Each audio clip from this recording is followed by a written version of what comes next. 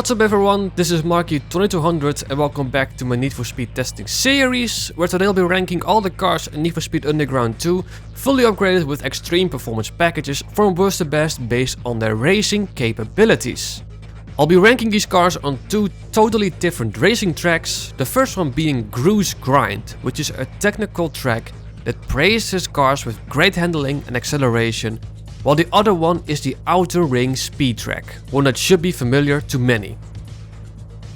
This should give a very clear image which of these cars is the overall best for racing. One more thing, all the cars have been tuned properly, and all the tunes as well as other tips and tricks are all available in the description down below. So without any further ado, let's see which of these cars is the worst for handling based racing. And that at number 28 we have the Audi TT. I just hate this car. It has absolutely no cornering capabilities whatsoever. It understeers into every wall it sees. It fails to stop in time because the brakes feel like they've been made out of cardboard. And to truly top it all off, it has the audacity to oversteer on occasion. It is truly an absolute unbalanced mess. Then next at number 27 we have the Mitsubishi 3000 GT, which I am sad to see here. Compared to the TT it might be a bit slower, but it is so much nicer to drive. Then next up at number 26 we have the Audi A3, which is actually quite similar to the Audi TT. It's still an unbalanced mess, but it's a slightly less unbalanced mess, if that makes sense. Next up at number 25, the car that I thought was going to be the worst, the Lexus IS 300, which actually was the worst in my previous Underground 2 testing series. Handling wise it tends to oversteer sometimes, but it's nothing major. It is just unbelievably slow. Then what I think is the most disappointing car here, we have the Evo 8. It is, like I said, generally the biggest disappointment car here. The front end needs to be tamed quite heavily with stiffer front end and roll bars, which makes the car bad at cornering. Also, it is just slow overall. The GTO, I mean, it's not really too surprising to see it down here. It's a big, heavy, lumpy V8 muscle car. It has the incredibly hard time turning, but at least it's somewhat balanced and it is truly powerful. I wanted to talk briefly about the suspension setups and the setups of the car in general.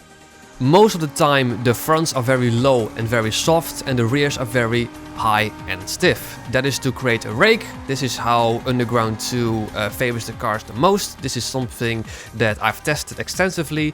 It's nothing too extreme. Usually it's not to the absolute stiffest or the absolute softest. It's usually a few ticks away from the softest and the stiffest settings. That's to keep it somewhat stable and balanced. With all-wheel drive cars like the Impreza, you want the ride height to be slammed down to the ground. With every other car you want the fronts to be low and the rears to be high to create a rake. With the all-wheel drive cars, for some reason it creates somewhat of a ground effect, so yeah, it is what it is. For the Mustang, yeah, it's basically an overall upgraded GTO. It handles better, goes faster and stops better. It's as simple as that. For a setup thing that you absolutely must do, you want to install hydraulics, and at the start of every single race, for rear-wheel drive cars, well, most rear-wheel drive cars, you want to bounce the front so the car wheelies. That's not what you want to do with the 240X, because that car just pretty much just takes off vertically. With every other cars, for instance the Santra, that's a front-wheel drive car, you just want to raise the rear. That somehow makes the cars launch faster compared to when you don't use hydraulics at all. Handling wise for the Santra, it's got pretty hefty oversteer. It was just not really balanced. For the Coupe, handling wise and pace wise, it feels exactly the same as the Santra. Gearbox feels a bit tighter, though clearly that didn't help much. Most of these cars that we've just seen are very unimpressive. The G35 was just low end in terms of pace, the Supra was just an IS 300 with more pace, the Impreza is certainly not terrible, but it's underwhelming. The Mustang, yeah, like I said, it was an upgraded version of the GTO. The Skyline was basically similar to the Impreza, with better balance. It's just a bit dull, and compared to Underground 1, it just lost all of its character. The Santra, it's got pretty much no handling at all. Coupe, same. The Eclipse is a bit lacking pace-wise, just like in Underground 1, however, at least the ride was very nice and it was very balanced. And the Golf is basically the last of the decent cars, because the next car, the Nissan 350Z at number 13, jumps up, well, about 1.1 seconds in terms of lap time. This is where the fun begins. This is where the fun cars are, the great cars are, and are just incredibly nice to drive. The 350Z is very natural, very balanced, and felt nice to drive. The RX-7, I'd actually say it's good. It handles very well, but you have to be careful for apexes and sidewalks, as this car likes to snap when driving over them.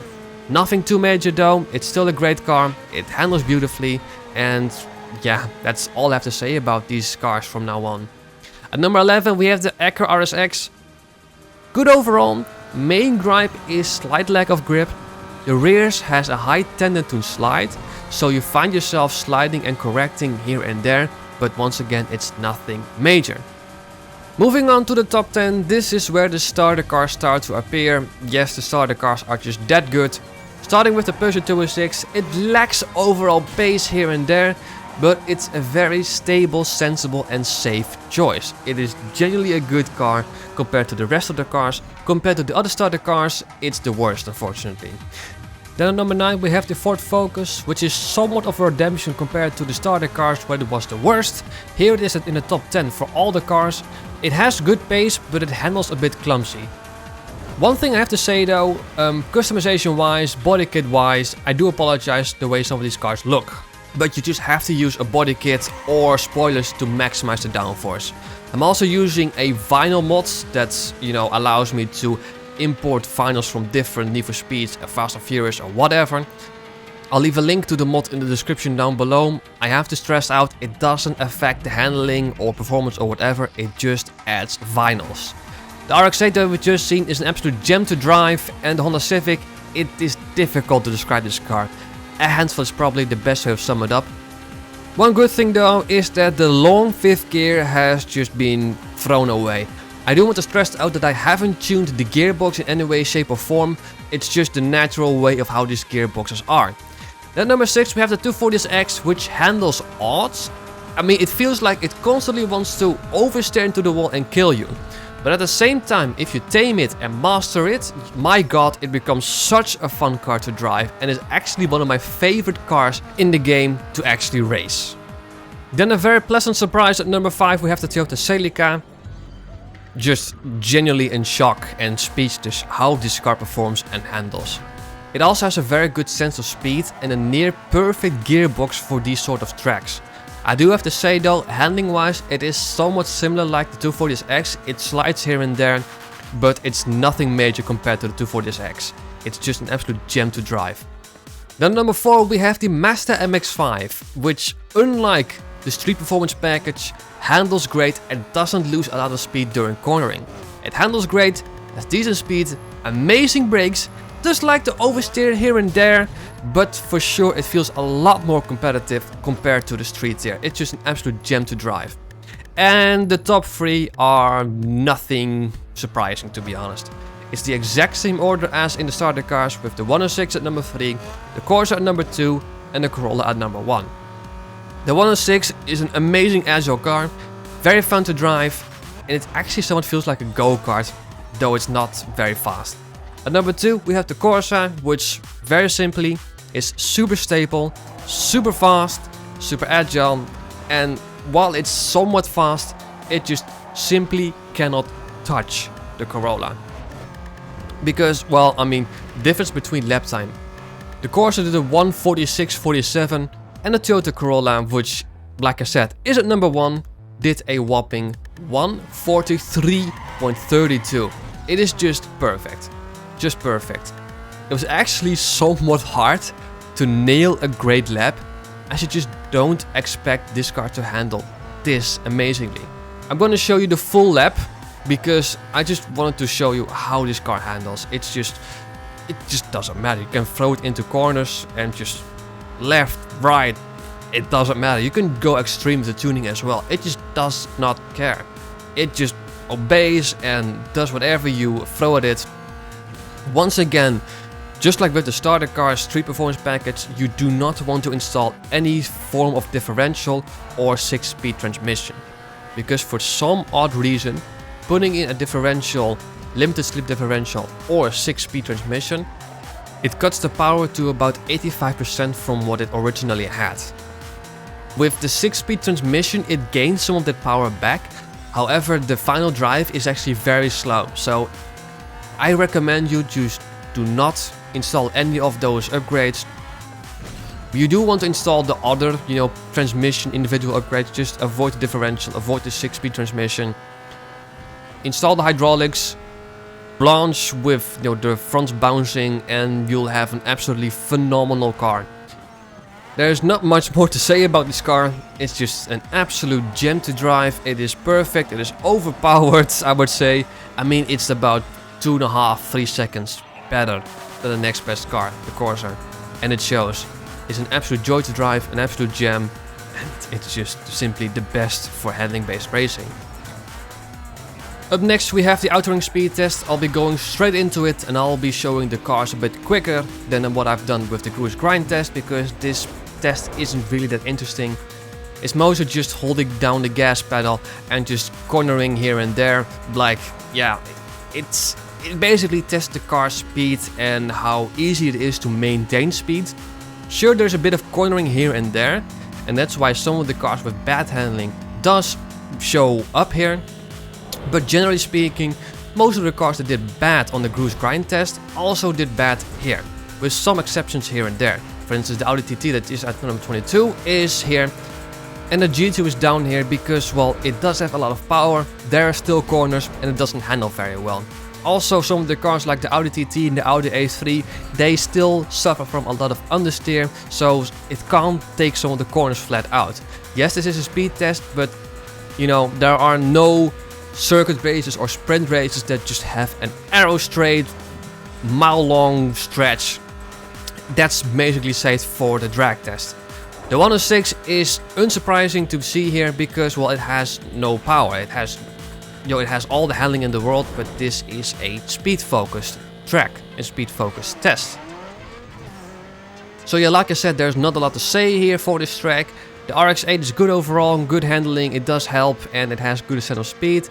And then the RX-7, the RX-7 is actually quite lacking in downforce. It is good at turning, but that doesn't get you that far on this track. The RSX is good overall, no complaints. The Mitsubishi Eclipse is somewhat decent. It is somewhat quick and stable. Once again, no complaints from this end. The Toyota Celica though is a bit lacking on the top end, also somewhat unstable. Likes to lose the rear if you're not careful enough, which is basically similar to how it performed in the Grouse Grind. And like I said, similar to the 240SX. The Focus is quick and stable. And the Sentra number 9 is fast but unstable.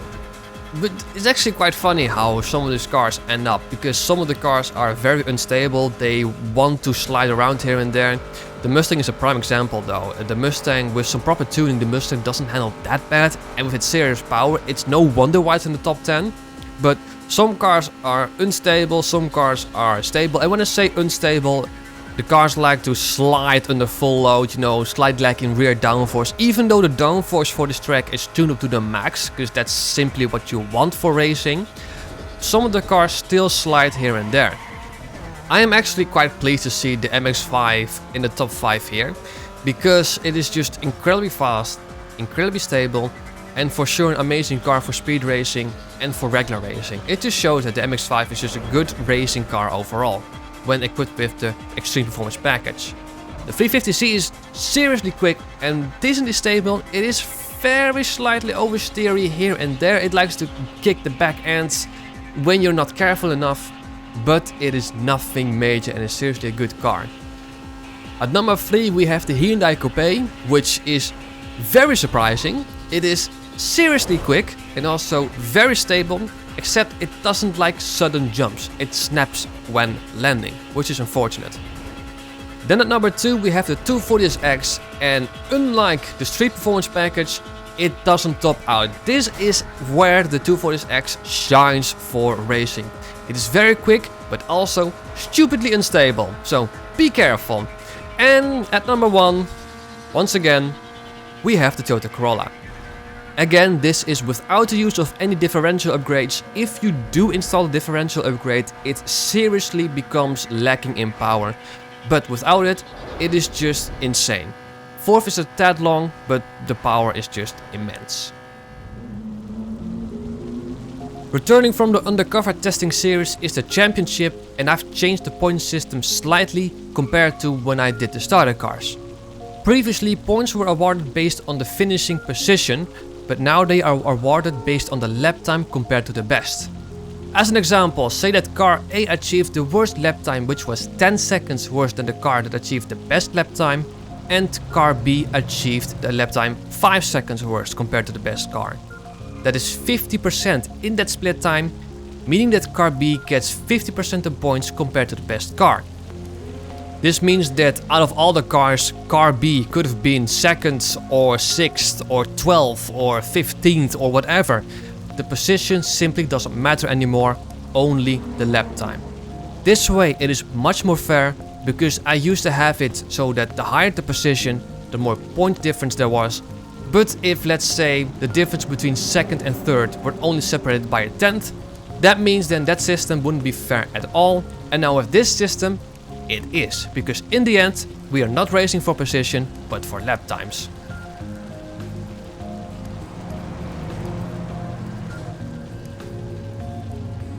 So those were all the cars in Need for Speed Underground 2, fully upgraded, ranked worst to best. When it comes to the SUVs, because I can already hear some of you guys thinking, just take the Navigator, as that is easily the best of the SUVs, and don't bother with the Escalade and or Hummer. As I said in the beginning, all the tunes and other tips and tricks are in the description down below. The next testing video will be taking these cars on the drag strip and rank them for that mode. Until then, this has been Marky 2200. Thank you so much for watching. Don't forget to like and subscribe if you haven't already, as these videos do take quite a bit of time to make, and of course it is greatly appreciated. I hope to see you guys very soon, but until then, take care.